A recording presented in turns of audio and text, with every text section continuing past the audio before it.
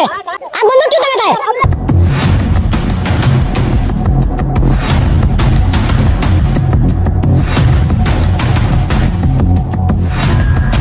कल भारत बांग्लादेश सीमा पर एक ऐसी बड़ी और ऐतिहासिक घटना घटी है जिसके बाद से सीमा छोड़ भागने लगे हैं बांग्लादेशी। हमारी सीमा सुरक्षा बल बीएसएफ ने ताबड़तोड़ कार्रवाई करते हुए बांग्लादेश के 800 उपद्रवियों को उठा लिया है और सरहद पर लगातार कड़ा सर्च अभियान चलाया जा रहा है। दोस्तों, भारत बांग्लादेश सीमा पर हिंदुस्तान ने बहुत निभा लिया भाईचारा, बहुत निभा ली शराफत और बहुत निभा लिया पड़ोसी धर्म।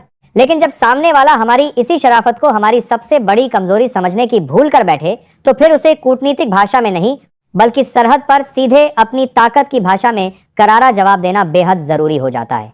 और यही वजह है कि देश के गृह मंत्री अमित शाह ने दिल्ली के साउथ ब्लॉक से एक ऐसा कड़ा और ऐतिहासिक आदेश जारी कर दिया है जिसके बाद से बांग्लादेश की सीमा पर रहने वाले भारत विरोधी तत्व और लगातार हमारी सीमा सुरक्षा बल बीएसएफ को निशाना बनाने वाले उपद्रवी अब अपने घर और गांव छोड़ छोड़कर दुम दबाकर भागने लगे हैं।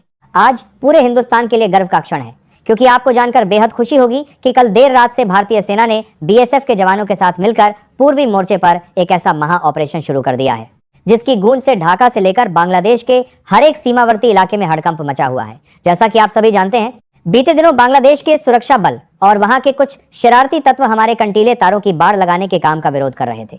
हद तो तब हो गई जब वे हमारे जांबाज जवानों को लगातार निशाना बनाने लगे और दुस्साहस की सारी सीमाएं पार करते हुए उन्हें उठाकर अपनी सीमा के भीतर लेकर चले गए। लेकिन यह नया भारत है, यहाँ थप्पड़ का जवाब केवल कागजी विरोध से नहीं दिया जाता। जैसे ही हमारे जवानों पर हाथ डाला गया, सरहद पर दोनों देशों के बीच तनाव इस कदर बढ़ गया कि भारतीय जांबाज जवानों ने भी तुरंत जवाबी कार्रवाई करते हुए सीमा पार से उनके 2 सैन्य कमांडरों को धर दबोचा और अपनी कस्टडी में ले लिया। इस करारे पलटवार के बाद से सीमा पर बौखलाहट में तोड़फोड़ और पथराव शुरू हो गया, जिससे हमारी सुरक्षा अवसंरचना को काफी नुकसान भी उठाना पड़ा। राष्ट्रीय सुरक्षा से हो रहे इस खिलवाड़ को देखते हुए गृह मंत्री अमित शाह ने उसी दिन बिना एक पल की देरी किए 60,000 अतिरिक्त और पूरी तरह से हथियारों से लैस सैनिकों को सीधे पूर्वी सीमा के लिए रवाना कर दिया था। और कल देर रात हमारे इन वीर कमांडो और जवानों ने सीमा के कोने कोने पर अपना रणनीतिक मोर्चा पूरी तरह से संभाल लिया है। भारत का रुख शुरू से बिल्कुल साफ रहा है। हम चाहते हैं कि बांग्लादेश सीमा पर शांतिपूर्ण तरीके से कटीले तारों की बाड़ लगाने का काम तय समय में पूरा हो जाए, ताकि अवैध घुसपैठ और तस्करी पर हमेशा के लिए लगाम लगाई जा सके। लेकिन बांग्लादेश की हुकूमत और वहां के कुछ रणनीतिकार हर रोज इस काम में कोई न कोई अड़ंगा लगा रहे हैं। उनका असली पिंग प्लान यह है कि किसी भी तरह इस फेंसिंग के काम को रोक दिया जाए, वहां जानबूझकर विवाद खड़ा किया जाए और फिर इसे एक बड़ा अंतर्राष्ट्रीय मुद्दा बनाकर संयुक्त राष्ट्र यूएन के गलियारों में उलझा दिया जाए। लेकिन वे शायद भूल रहे हैं कि दिल्ली की गद्दी पर इस समय कौन बैठा है। भारत अब उनके इस नापाक चक्रव्यूह के सामने किसी भी कीमत पर झुकने वाला नहीं है। आपको याद होगा, बंगाल चुनाव के दौरान गृह मंत्री अमित शाह ने वहां की जनता से एक बहुत बड़ा और ऐतिहासिक वादा किया था। उन्होंने देश के सामने खुले मंच से कहा था कि अगर बंगाल में राष्ट्रवादी विचारधारा और भारतीय जनता पार्टी की सरकार बनती है तो महज 45 दिनों के भीतर पूरी सीमा पर चाक चौबंद फेंसिंग का काम 100% पूरा कर लिया जाएगा। और आज उसी राष्ट्रीय संकल्प और अपने उसी अटूट वादे को पूरा करने के लिए अमित शाह पूरी तरह से आर पार के मूड में आ चुके हैं। आखिर कल देर रात हमारी सेना ने बॉर्डर पर क्या बड़ी कार्रवाई की, जिससे 800 उपद्रवियों में भगदड़ मच गई। बांग्लादेश के वो 2 सैन्य कमांडर इस समय भारत की किस खुफिया जेल में हैं और चीन पाकिस्तान के इशारे पर रचे जा रहे इस पूरे चक्रव्यूह को भारतीय जांबाज कैसे नेस्तनाबूद कर रहे हैं। आज की इस बेहद सनसनीखेज और रणनीतिक रिपोर्ट में हम आपको ग्राउंड जीरो की एक लाइव और प्रामाणिक हकीकत से रूबरू कराएंगे। लेकिन उससे पहले वीडियो को एक लाइक कर दीजिए और चैनल पर नए हैं तो सब्सक्राइब कर दीजिए। कमेंट में अपने जवानों के लिए जय हिंद जरूर लिखिए। चलिए विस्तार से समझते हैं सरहद पर मचे इस पूरे चक्रव्यूह के अगले अध्याय को। दोस्तों, अगर आप सोच रहे हैं कि बांग्लादेशी उपद्रवियों ने 30 मई को अचानक हमारी फेंसिंग पर धावा क्यों बोला, तो आपको इसकी असली क्रोनोलॉजी समझनी होगी। यह सिर्फ कंटीले तारों का विवाद नहीं है, बल्कि इसके पीछे भारत सरकार का एक ऐसा ऐतिहासिक और कड़ा फैसला है जिसने ढाका की हुकूमत को अंदर तक हिलाकर रख दिया है। असल कहानी शुरू होती है इसी महीने की 25 और 26 मई को। रक्षा और कूटनीतिक गलियारों से आ रही बेहद पक्की खबरों के मुताबिक भारत ने अपनी संप्रभुता और राष्ट्रीय सुरक्षा को सर्वोपरि रखते हुए एक बड़ा कदम उठाया। भारत सरकार ने सीमांत इलाके में मौजूद ऐसे 8 रणनीतिक गांवों को जो लंबे समय से विवाद या कूटनीतिक उलझनों में फंसे थे, पूरी तरह से अपने आधिकारिक नक्शे और नियंत्रण में शामिल कर लिया। भारत का यह साहसिक और सीधा फैसला बांग्लादेश की हुकूमत के लिए एक बहुत बड़ा झटका साबित हुआ। वे सपने में भी नहीं सोच रहे थे कि दिल्ली इस तरह का कोई बड़ा रणनीतिक कदम उठा सकती है।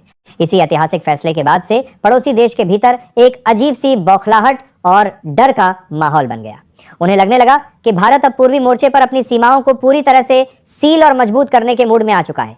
इसी हताशा और गुस्से में आकर वहां के स्थानीय उपद्रवियों और सीमा पर तैनात तत्वों ने 30 मई को एक बेहद कायराना और भड़काऊ साजिश रची। उन्होंने जानबूझकर हमारी सरहद के पास आकर हंगामा शुरू किया ताकि भारत के इस बड़े फैसले से दुनिया का ध्यान भटकाया जा सके। लेकिन नया भारत दुश्मन की हर चाल को बहुत अच्छे से समझता है और यही वजह है कि उनकी इस बौखलाहट का जवाब अब सेना अपनी भाषा में दे रही है। दोस्तों, अब जरा उस खोखले ऐलान की हकीकत भी जान लेते हैं जो सीमा पार लाउडस्पीकर पर किया जा रहा है। वहां के कुछ शरारती तत्व अपने नागरिकों से कह रहे हैं कि सरहद पर जाओ, भारतीय फेंसिंग को नुकसान पहुंचाओ और बदले में लाखों का इनाम ले जाओ। लेकिन सच तो यह है कि यह सिर्फ अपनी जनता का ध्यान भटकाने और खुद को बड़ा दिखाने का एक बचकाना तरीका है। आइए थोड़ा जमीनी हकीकत को समझते हैं। आज जो कुछ लोग हमें आंख दिखाने की कोशिश कर रहे हैं, वहां के हालात किसी से छिपे नहीं हैं। वहां आज के समय में आम नागरिकों के लिए रोजमर्रा की बुनियादी चीजें जुटाना भी एक बहुत बड़ा संघर्ष बन चुका है। महंगाई और बेरोजगारी से वहां की जनता पहले ही परेशान है और इसी वजह से हर साल हजारों लोग बेहतर जिंदगी और काम की तलाश में चुपके से भारत की सीमा में घुसने की कोशिश करते हैं। अब बात करते हैं उनके इस घमंड की। वे शायद यह भूल रहे हैं कि उनकी अपनी अर्थव्यवस्था और उद्योग धंधे किस बैसाखी पर टिके हैं।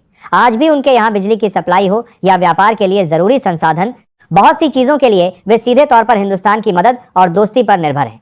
अगर भारत सिर्फ अपनी व्यापारिक नीतियां थोड़ी सख्त कर दे और सप्लाई रोक दे तो वहां के कई शहरों में ब्लैकआउट हो जाएगा और पूरा कारोबार ठप पड़ जाएगा। सच्चाई तो यह है कि भारत ने हमेशा एक बड़ा भाई होने का फर्ज निभाया है। जब भी उन पर कोई मुसीबत आई, चाहे वो कोई प्राकृतिक आपदा हो या आर्थिक संकट, भारत ने सबसे पहले मदद का हाथ बढ़ाया। लेकिन कुछ ताकतों को हमेशा दूसरों के बहकावे में आने की आदत होती है। आज वे चीन के भारी भरकम कर्ज और पाकिस्तान की पुरानी हरकतों के जाल में फंसकर भारत से उलझने की गलती कर रहे हैं। उन्हें लगता है कि बाहर की ये ताकतें उन्हें बचा लेंगी, लेकिन वे नहीं जानते कि नया भारत अपनी सुरक्षा के मामले में अब किसी की भी तरफदारी बर्दाश्त नहीं करने वाला। तो दोस्तों, अब सबसे बड़ा सवाल ये उठता है कि अचानक बांग्लादेश की हिम्मत इतनी ज्यादा कैसे बढ़ गई कि वह हमारी सरहद पर आकर ऐसी दुस्साहसिक वारदातों को अंजाम देने लगा है। अगर आप इसके पीछे के पूरे चक्रव्यूह को समझेंगे तो आपको साफ साफ दिखाई देगा कि इसके पीछे ढाका का अपना दिमाग नहीं है। इसके पीछे असल हाथ उन विदेशी ताकतों का है जो पिछले कुछ समय से बांग्लादेश की जमीन का इस्तेमाल भारत के खिलाफ एक परोक्ष तरीके से करने की नापाक कोशिश कर रही हैं। खुफिया रिपोर्टों के मुताबिक कुछ पड़ोसी मुल्कों की एजेंसियां पिछले कई महीनों से बांग्लादेश के भीतर सक्रिय कट्टरपंथी संगठनों और वहां के कुछ तत्वों को भारी फंडिंग और उकसावा दे रही हैं। चीन का मकसद बहुत साफ है। वह चाहता है कि भारत अपनी पूरी ताकत और ध्यान उत्तरी सीमाओं पर केंद्रित न कर सके। इसीलिए वह भारत को पूर्वी मोर्चे पर उलझाकर रखना चाहता है। इसी शह पर आकर बांग्लादेशी उपद्रवियों ने हमारी फेंसिंग को निशाना बनाया। लेकिन वे यह भूल गए कि जब बात राष्ट्र की अखंडता पर आती है तो भारत किसी भी मोर्चे पर ढिलाई नहीं बरतता। सीमा पार रची जा रही इसी बड़ी अंतर्राष्ट्रीय साजिश को भांपते हुए नई दिल्ली के साउथ ब्लॉक में बैठे हमारे गृह मंत्री अमित शाह ने बिना एक पल की देरी किए देश का सबसे बड़ा सैन्य पासा फेंक दिया है। इस समय की सबसे बड़ी और एक्सक्लूसिव खबर यह है कि गृह मंत्रालय के सीधे आदेश पर भारतीय सेना और केंद्रीय सुरक्षा बलों के 60,000 से ज्यादा घातक और पूरी तरह से आधुनिक जवानों को पूर्वी सरहद पर तैनात किया जा चुका है। ये कोई सामान्य तैनाती नहीं है। इस टुकड़ी में सेना के उन जांबाज जवानों को शामिल किया गया है जो किसी भी विषम परिस्थिति में दुश्मन के छक्के छुड़ाने में माहिर हैं। गृह मंत्री अमित शाह ने फ्रंटलाइन पर मोर्चा संभाल रहे भारतीय कमांडरों को जो निर्देश दिए हैं वे आज के नए भारत की बदलती सैन्य नीति को साफ साफ बयां करते हैं। उन्होंने साफ और कड़े शब्दों में ऑन ड्यूटी अधिकारियों से कहा है, अब फ्लैग मीटिंग बुलाने या कागजी विरोध दर्ज कराने का समय पूरी तरह खत्म हो चुका है। सरहद पर जो कोई भी जिस भाषा में समझे उसे उसी की भाषा में बहुत बढ़िया से समझाओ। अगर समझाने के बाद भी वे सीधे रास्ते पर नहीं आते हैं तो आगे उनके साथ क्या सलूक करना है ये पूरी तरह सेना खुद ही तय करे। सेना को मिली इस खुली छूट का मतलब आप और पूरी दुनिया बहुत अच्छे से समझती है। जब हमारी सेना को फ्री हैंड मिलता है तो वह सरहद पार बैठे दुश्मनों के बंकरों और उनकी चौकियों का क्या हाल करती है, यह बात किसी से छिपी नहीं है। रक्षा मंत्रालय के सूत्रों के मुताबिक हमारी सेना की यह विशाल और आधुनिक टुकड़ी भारत बांग्लादेश अंतर्राष्ट्रीय सीमा के अलग अलग अति संवेदनशील और रणनीतिक मोर्चों पर पूरी तरह से अपना मोर्चा संभाल चुकी है। इसके बाद अगर सीमा पार से 1 इंच भी धागे को हिलाने की कोशिश की गई तो उसका अंजाम ढाका की हुकूमत को भुगतना होगा। तो दोस्तों, अब आते हैं कल देर रात की उस ऐतिहासिक खबर पर जिसने पूरे विवाद का पासा पलट दिया है।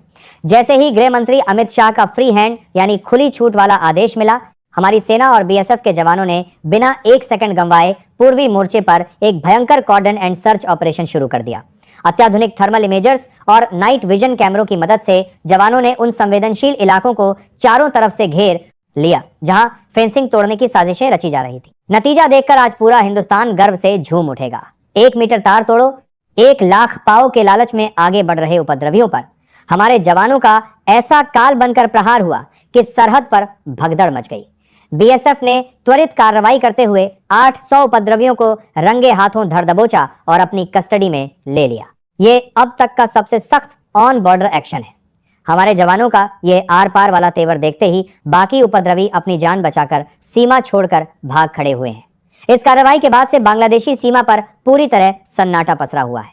तो दोस्तों, 25 और 26 मई को भारत द्वारा अपने आधिकारिक नक्शे में 8 रणनीतिक गांवों को शामिल करने से लेकर 30 मई को हमारे जवानों के साथ हुई कायराना हरकत और फिर कल देर रात 800 उपद्रवियों के उठाए जाने तक पूरी तस्वीर अब आईने की तरह साफ हो चुकी है।